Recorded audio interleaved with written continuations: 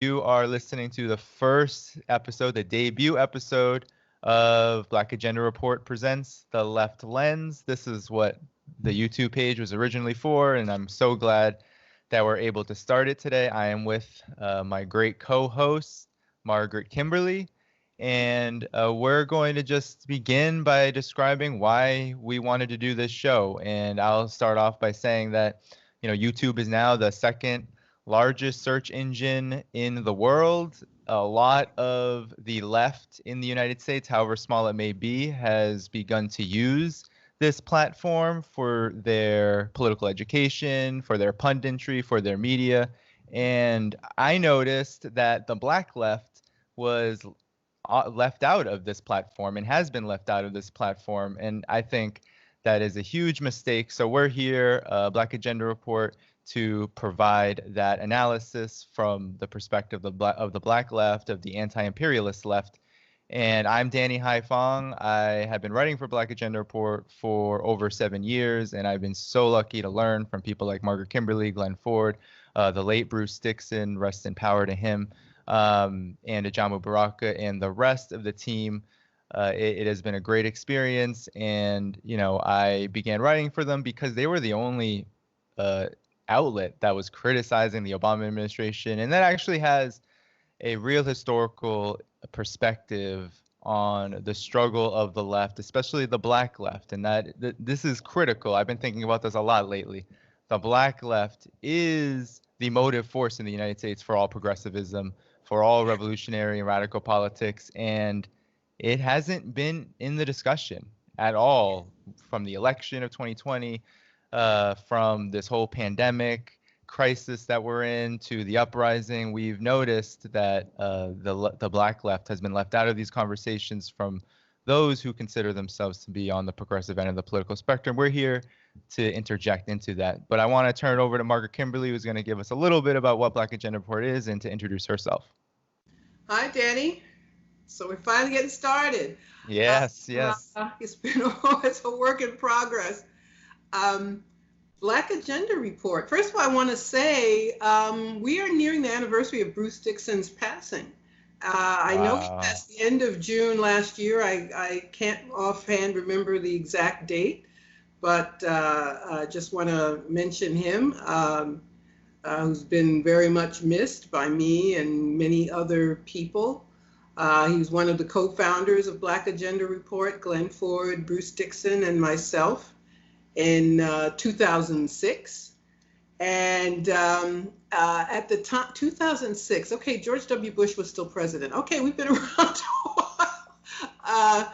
We had been on another platform, Black Commentator, for a variety of reasons. We chose to strike out on our own. And that first, as I recall, our first issue was right after Election Day in 2006, November 2006. And the Democrats had won the House. Bush was still president. Democrats won control of the House again. And we see what we still see today. People very excited, who people ought to know better, excited that the Democrats had won. And especially among Black people, there were some, they're now retired, people like Charles Rangel and John Conyers, who'd been in the House since the 60s, I mean, for decades, some of the longest serving members before they finally retired. And as always happened, Black people would be, especially here in New York, Charlie Rangel is going to be the chair of the Ways and Means Committee. And Conyers was ranking member of the House Judiciary Committee, very powerful positions. But Nancy Pelosi was making it clear that she was calling the shots. And these were people whose leanings were progressive for the most part, until the time came that corporate interests targeted Black politicians the way they had targeted everyone else. And I recall Glenn, I believe the title of the article was "Let the Black Caucus Be Black," something to that effect. And it was about the control of the Democratic Party over Black politics, the fact that this misleadership class lived under and still lives under their thumb. And it's not just elected officials, the heads of certain organizations, pundits, etc., are dependent upon the Democratic Party and the largesse of their donor class for their positions and their prominence. So what do we say? We analyze news and analysis from a Black left perspective, and very Black and very left. So not Democratic Party, and as people are fond of saying now, unapologetically Black. So that is my recollection of how Black Agenda Report first kicked off. And over the years, we've added to our team persons like yourself and others, a lot of good guest commentary, a book forum now. So we have grown in stature and influence of our own over these years, which is, I'm sorry, now that I'm thinking about how long it is, it's bringing up other things for me. But we're going strong, and I know this sounds egotistical, but the world needs us. We need a voice that is Black, that is left. So what passes for left in this country? It's very interesting as politics has moved further and further to the right. Very discredited people and ideas are somehow considered left. So the Democratic Party is the putative left party. We have a far-right party and a center-right party. I'm not even sure how center-right the Democrats are. They managed to, by raising the fears of people being spoilers if they don't vote for them. And then, of course, with Trump, of course, he's the perfect foil. But you don't want Trump, and that's supposed to end every argument and shut you up if you're asking a question or making a demand. So the real left in this country is tiny. Our goal always, we are optimists. You can't be revolutionaries if you're not. Our goal is to keep growing that left. And by being this independent source of left-wing Black politics that provides original content, I think we are unique in that regard. So that we were not unhappy about this. So after the last election, and this prop or not person or website popped up from the Washington Post. So it's Jeff Bezos, it's the Democratic Party, it's the Washington Post. And they created this list of people and websites who were considered to be very, Russia was the boogeyman, still is the boogeyman, and were under this terrible influence. Now, we're not under the influence of the Russian government or of any government. We are independent, but the fact that we ended up on this list was some matter of pride for us. Because we were the only Black people, we were the only voice of the Black left, the only people producing original content who, and well known enough to have ended up on this list created by people who are enemies, so to speak, who want to crush the left wing here, who advocate for censorship, who advocate for neoliberal policies and U.S. imperialism around the world. It was not a bad thing to end up on what they considered a role of dishonor. So we're still going strong after all this time. The site is getting better and better. And I realized recently that we are a source, we're a resource and a reference for many people, for academic papers, for books. I am, you are, well, we've both written books now, Glenn, Bruce, Ajamu, all of us, our other partners, members of our team over the years. It's dangerous once you start listing names. Marsha Coleman Adebayo and Nellie Bailey and Ajamu Baraka and Tony Montero and Ann Garrison. Help me out here. Don't want to miss anybody. Roberta Servant. Roberto Servette, yes, editor of the Bar Book Forum. Thank you. Right. So the late Bruce Dixon, as I said. So all of us we've created quite a team and over the years, and we've done very, very good work, and we're very grateful to people who read Black Agenda Report, who support us all, excuse me, in our other efforts, and hopefully spread the word about us. You can there's a donate button. And because we always need that support. It's difficult being in independent media. I don't like to use the term alternative. It sort of implies that we're kind of less than, while it's the corporate media, the ones with the prestige, the New York Times and the Washington Post, they're the ones who are a bit sketchy in my opinion. And we have time to talk about that too. Yeah. Well, I wanted to say definitely to kind of jump off from where you're coming from, Margaret. Definitely like all of our videos, including this one. So like it, share it, go to blackagendareport.com, subscribe, donate.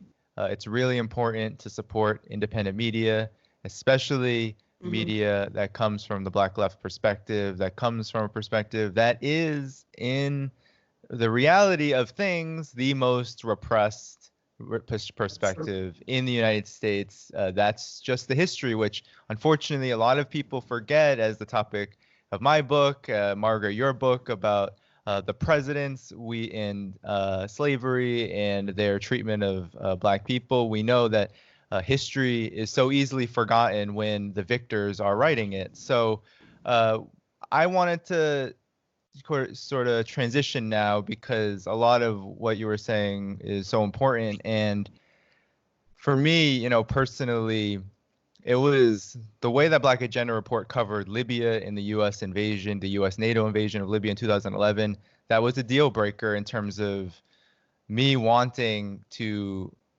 try and make Black Agenda Report a political home, because I had such a hard time finding one. I started in the student movement, then I moved into labor and anti-war politics, and started to read a lot about socialism, and couldn't really find an organization or an independent media outlet that could support the work that I was hoping to do and spread. And Black Agenda Report has done that so generously for me to share my work, because when we talk about the U.S. invasion of Libya and how critical it was to just the overall political landscape worldwide, and how it reflects so much of just the heinous depravity and the crisis that we're facing right now, we saw, and we've been seeing, how still much of the left doesn't even want to touch that. And when they do touch that subject, it's often from the perspective of the State Department. It's often from the perspective of those who ultimately have every interest in overthrowing an African country, which was done by a Black president, by the way, Barack Obama, which destroyed Libya, which was the most prosperous African country on the continent at that time, as well as a country that had given aid to so many nations, including Palestine, South Africa, and their liberation struggle, etc. But, we're in this political moment now. We have kind of like this, I feel like, three-headed Hydra crisis, right? We have the uprising against police brutality, we have the pandemic, and we have the election. And, Black Agenda Report has been writing about all three of those things very frequently and with great in-depth analysis. I wanted to start with Joe Biden, because, Margaret, you had a great article this week about Joe Biden. It seems like the left is very confident. Even the radical left, or so-called radical left, seems more confident in Joe Biden's prospects. Some of the left punditry is now saying that it is strategically necessary to support Biden after Trump invoked or evoked the Insurrection Act of 1807. I don't know, Margaret, what is your opinion about all of this Joe Biden business? First of all, the responsibility to get Biden elected rests with the Democratic Party. There's no one else responsible for, even if you think that he should win, you're not responsible. This is this is really terrible propaganda. The political parties blaming the people when they lose. It goes back to, I guess, 2000 when Gore lost to Bush in the Electoral College, and Ralph Nader was the Green candidate that year, and he was blamed for siphoning off votes, especially in Florida. Now, the issue in Florida was that votes were stolen from Black people.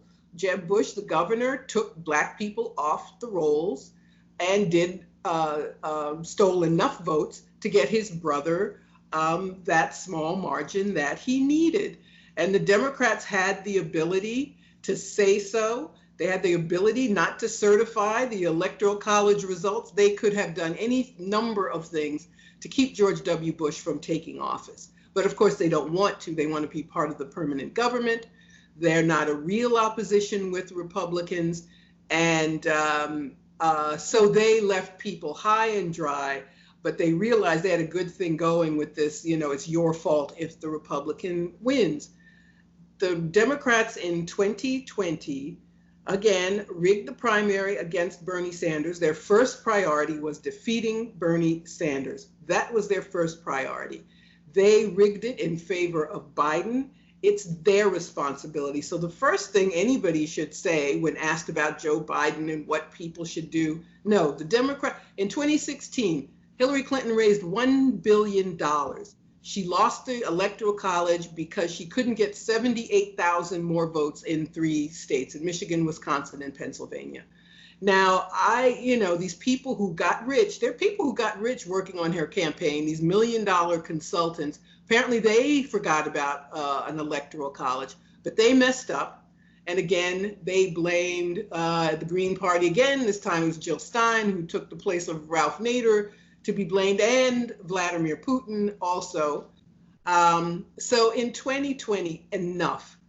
Just push back and tell them you're responsible. So nobody on the left should spend time pondering whether they have to vote for Biden. I know people who do think about the Electoral College, and I know people here in New York State, where I live, which is solidly blue, and Biden is in no danger here. They say, well, because I live in New York, I don't have to vote for him.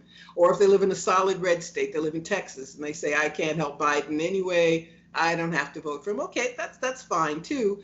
But let's stop taking responsibility for what these people have done. They will raise hundreds of millions of dollars for Joe Biden. It's up to them to get him. They need to tell their voters how they're going to get him elected. What's the electoral roadmap? How do they get back those states that flipped? How are they protecting Black people's votes? How are they protecting against cross-check, against voter ID laws, against they're always talking about Russians hacking the voting machines. No, it's Republicans who hack voting machines, and they steal votes from Black people. So that's the pushback that should be directed against the Democratic Party. As far as what I wrote this week, I think people are being overly confident because most people, even if they're on the left, they want to get rid of Trump. And so they are reading tea leaves, looking at any indication that Biden has a chance to beat him. And there are polls showing Biden ahead of Trump. Well, polls showed Hillary Clinton ahead of Trump.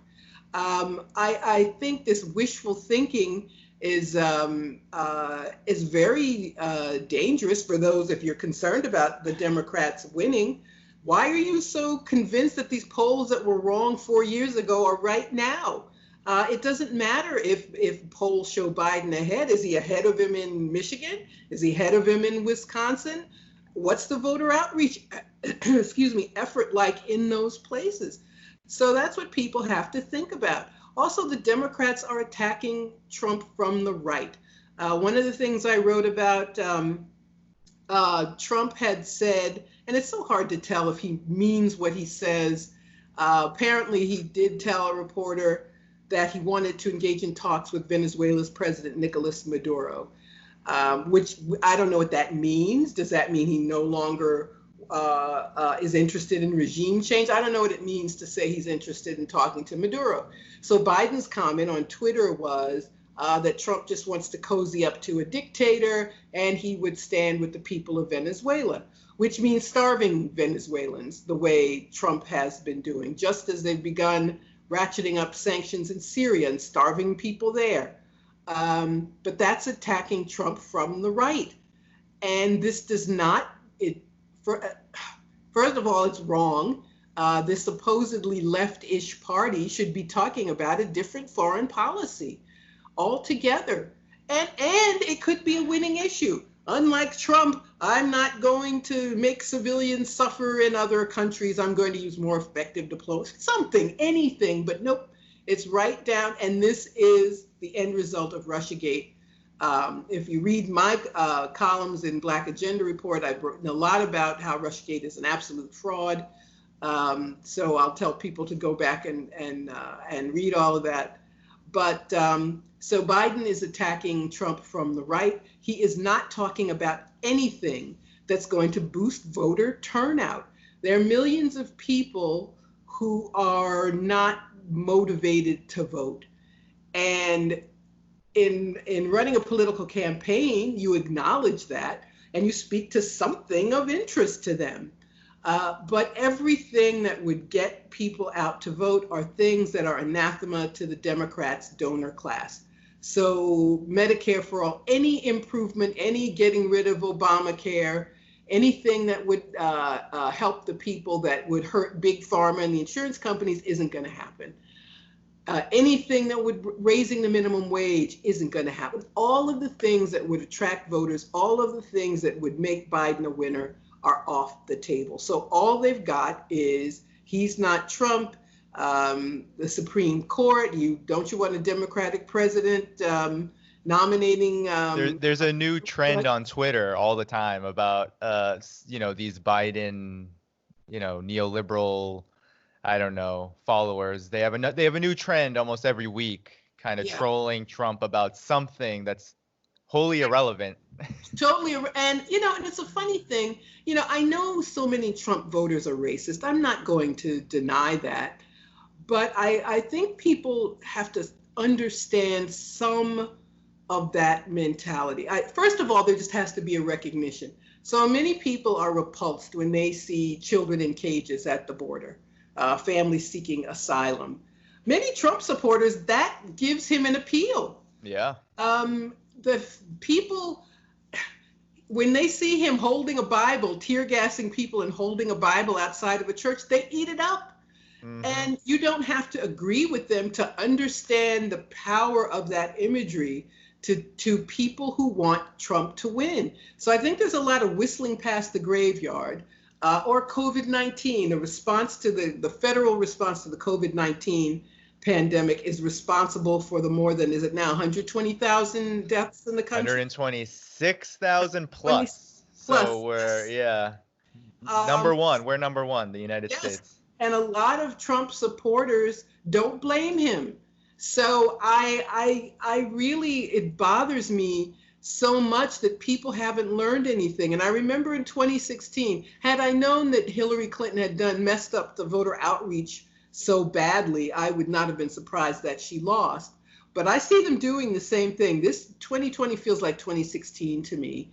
And the other thing I want to talk about is the liberals who will attach themselves to anybody who's anti-Trump. So John Bolton, who was Trump's national security advisor.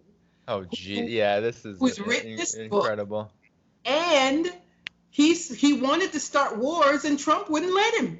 But he's the one. So they're talking, Stephen Colbert, all these late night. Oh my God, disgusting. Democratic Party propagandists. People are talking about, John Bolton, and the man is a war criminal. But so's Barack Obama.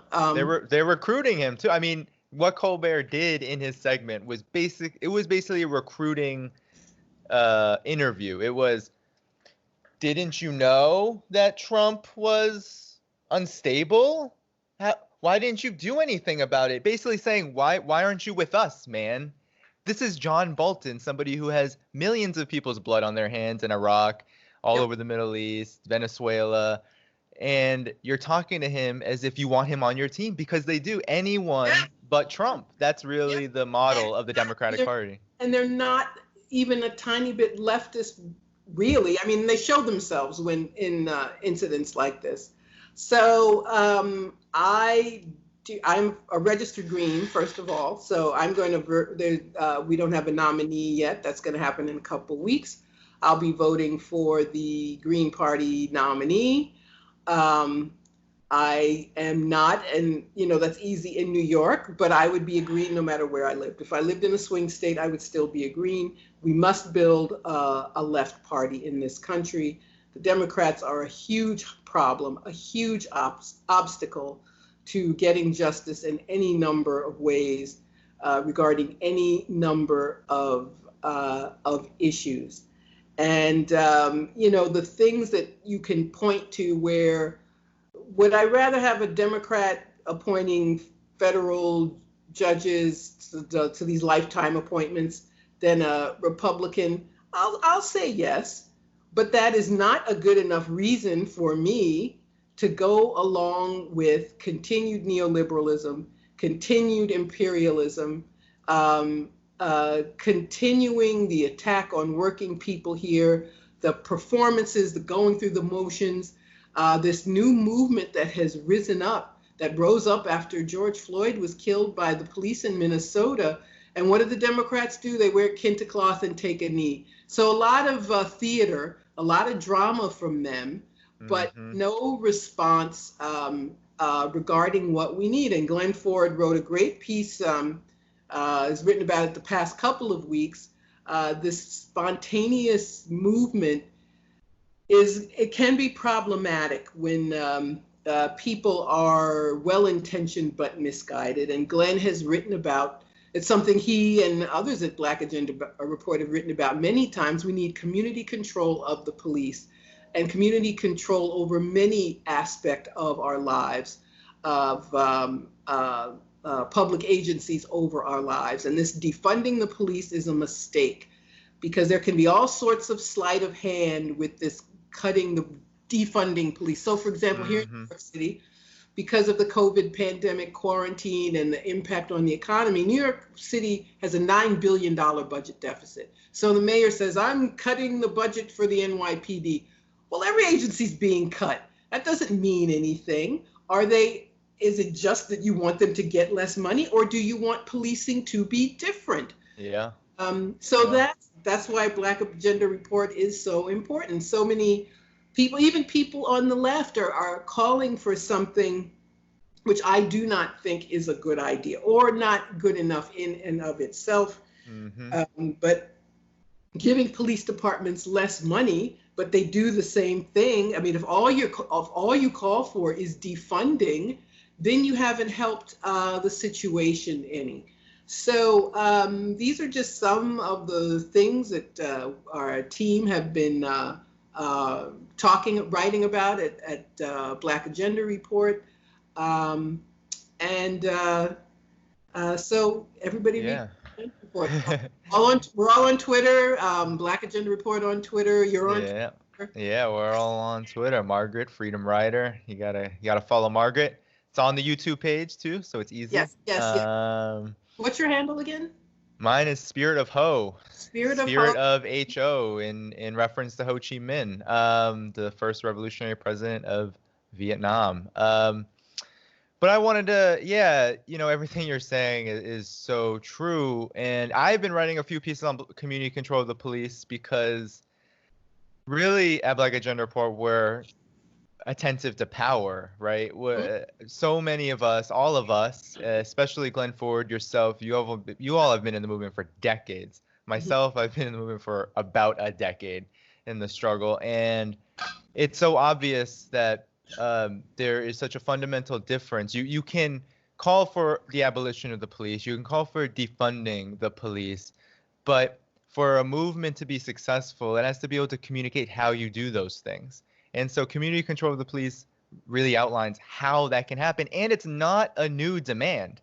No. I wrote in my piece in 1969, the Black Panther Party put out a call for community control of the police across the country. Wherever there was a Black Panther Party chapter, they were trying to put that on a referendum in their local municipalities. In Berkeley, it lost by just a few percentage points. And we know now in Chicago, Frank Chapman and his campaign for community control of the police has been very successful. They have, I think, 19 representatives in the Board of Aldermen in the local city council, that out of about 52 that are pro community control of the police. But they're still in the minority, and they're still struggling for that. But across the country, community control of the police is a way to begin to move the conversation forward, to talk about power and to start having folks organize around power. Because if we're not doing that, then ultimately who is going to be dictating how the police operate and what this diversion of funds really means? We know, and this I think is basically common knowledge in the United States if you're a working class person, but especially Black people know that the state has been cutting everything, employing vicious austerity on the population for decades upon decades, and defunding the police is not really going to change that dynamic. So there's some folks who are calling for a diversion of those funds into human need, and that's great. But I still notice that most of the movement is not even making the connections between maybe what the Sanders phenomenon called for, Medicare for all, living wage, et cetera, and the struggle against racist policing and the idea of defunding the police. It still seems like everything is on the periphery of each other. And we're in this very interesting moment. And Joe Biden, back to your point about Joe Biden, he is probably one of the singular candidates that the Democratic Party could have anointed to lose to Donald Trump in a moment when probably few people could lose an election like this when there's all these crises happening. But Joe Biden is so abhorrent in so many ways and has such a long record, and he doesn't even try. Some people say he can't try, but he doesn't try. Well, Biden is problematic for a lot of reasons. Obama chose him as his running mate to shore up his support among right-wing Democrats. Biden was always one of the most conservative Democrats. He bragged about the crime bill of the 90s, which put so many people in jail. He was against busing. He says things like, I don't want my kids, he said this in the 70s at some place, or the 80s, I don't want my kids growing up in a racial jungle, whatever. Sounds like something Trump would have said, but he's the person that we're supposed to support to protect us from Trump. Biden has no natural constituency.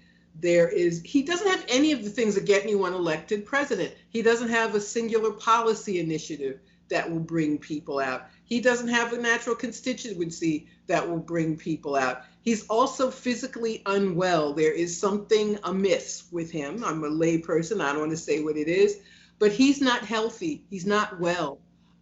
He and Trump, both of them look like hostages sometimes. Anyway, and he's also not, he's how old now? He's in the 70s?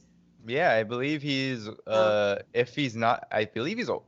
If not just a year or two younger than Bernie Sanders, maybe, but he's in his late 70s, yeah. Yeah. So at any rate, and now the other thing they're using to fool Black people with is this vice presidential pick. He announced he was going to choose a woman, and people have said he should choose a Black woman. He should choose a woman of color. I don't really care who he picks. I mean, if he picks Kamala Harris, who's also a cop who bragged about putting people in jail, so what? Stacey Abrams, all her claim to fame is about being a neoliberal. I don't really care. It's not going to impress me any. But yeah, so that's where we are now. So things don't look good for us unless we work outside of the system. I'm not telling people not to vote. You can. I'm not going to fetishize voting. People are shamed about, as I was saying before, if you don't support the Democrat, it's your fault, Trump wins. Black people, it's even worse. People died so you could have the right to vote. I don't think anybody died for me to be happy for crumbs, because that's essentially what we have now. I think that dishonors and disrespects what those people who did make the ultimate sacrifice, what they were fighting for. They didn't die for us to have nothing and to be glad about it. So yeah, it's going to be an interesting year. And COVID, this pandemic has exposed so much. And this movement is about so many different things. It was, I think, the initial outrage over the killing of George Floyd, this obvious murder which took place on camera. But people are angry about a lot of things. This pandemic has put 30 million people out of work in the last few months. The people who supported Bernie Sanders, who capitulated completely and in effect repudiated everything he said he wanted.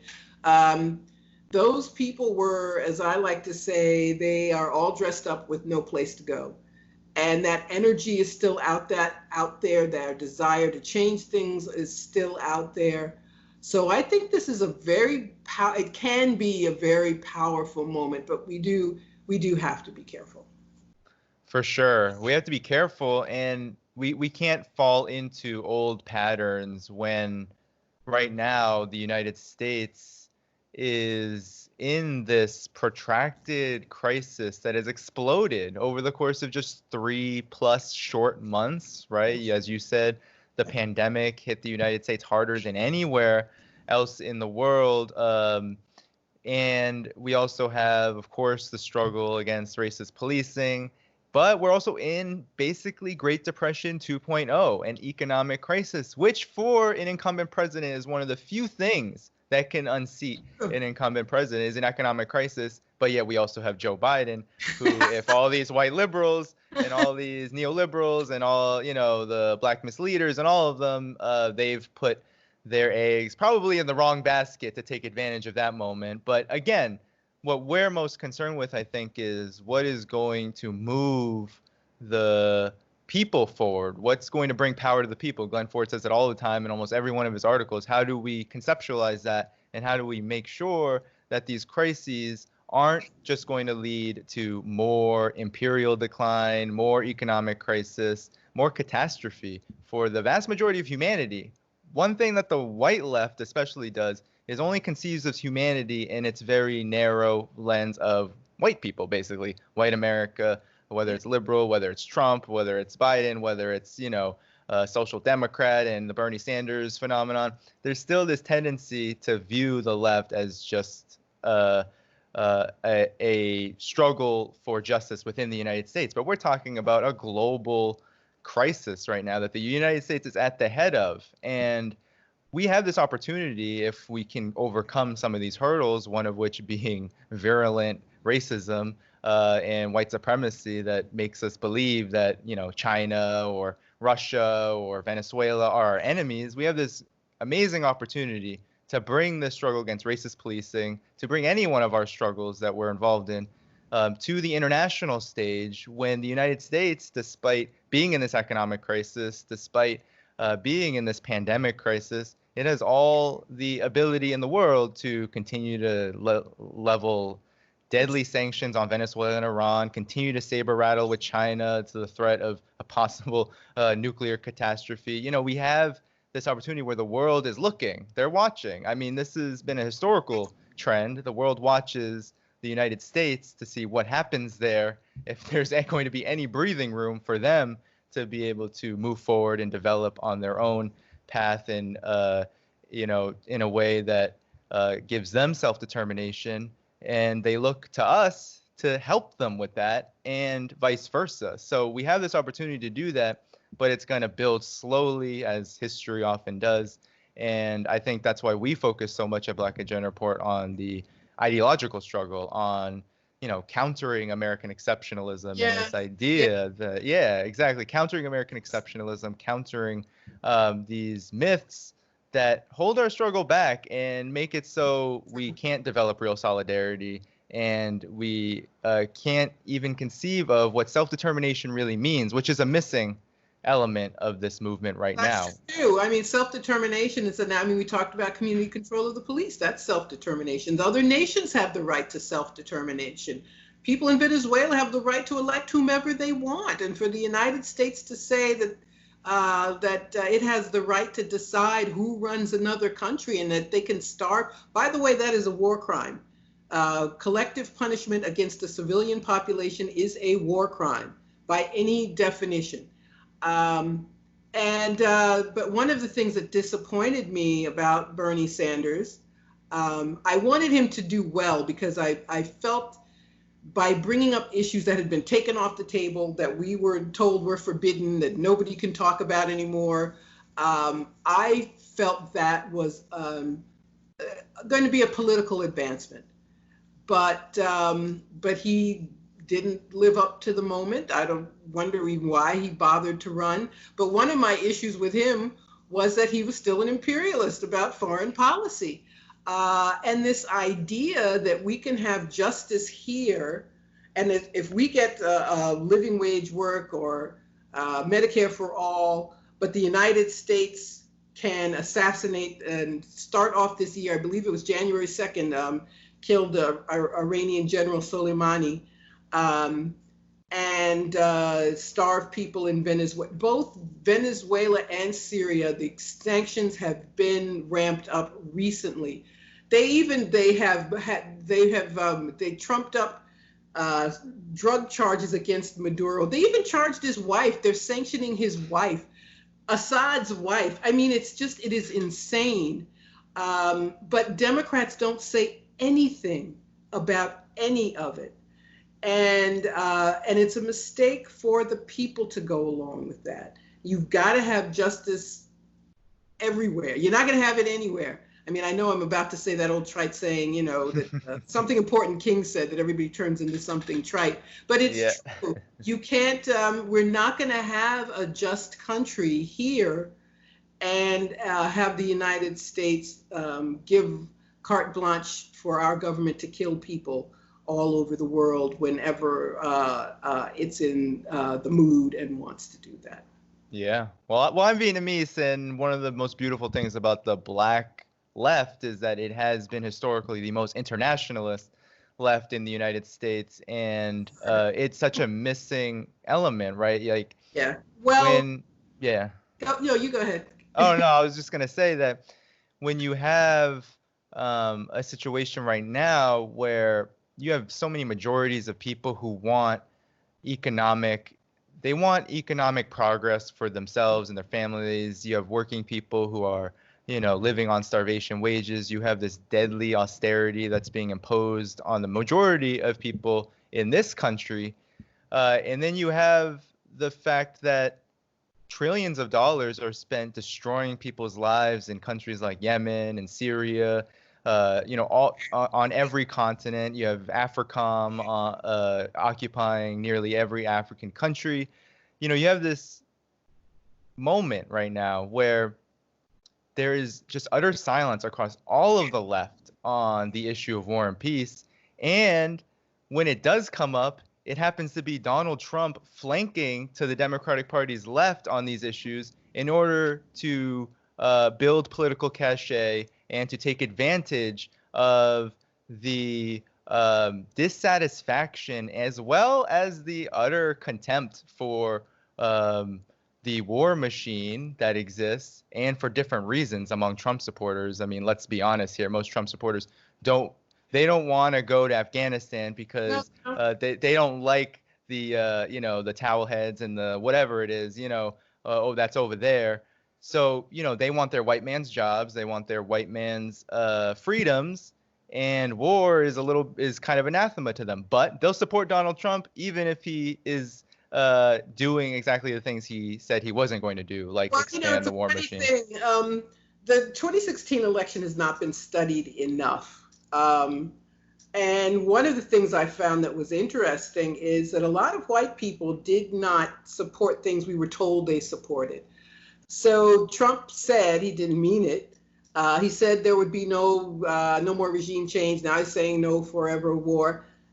And that lumpen mass of the Republican Party gravitated to him. They didn't care about this stuff that we were told they cared about.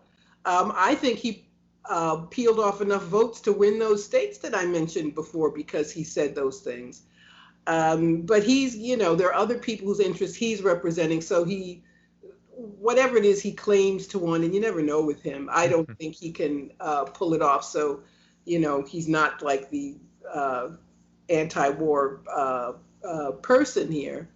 But, as the president, he still has the ability to speak to these things. And he, said he's against the forever wars. And so who knows where he will end up. But people on the left, I'm affiliated with the Black Alliance for Peace, United National Anti-War Coalition, and we're struggling mightily to build up our forces.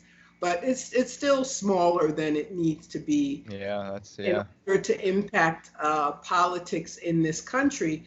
But one of the things we have to do is to have international solidarity. Last week, I was asked to appear on a webinar with the Communist Party of Ireland to talk about the situation here in the U.S. And we should always take these opportunities to speak with our friends all over the world. We, Black Alliance for Peace, we had a webinar about AFRICOM last week. And we had people from, speakers from all over the world. We had translation to, make sure Francophone Africans could listen to the conversation. I think it's important for all of us who do this work to take every opportunity for international solidarity. You made your trip to China earlier this year. And it's so, and when I say that we need Black Agenda report, I mean because the corporate media, especially about foreign policy, lie constantly.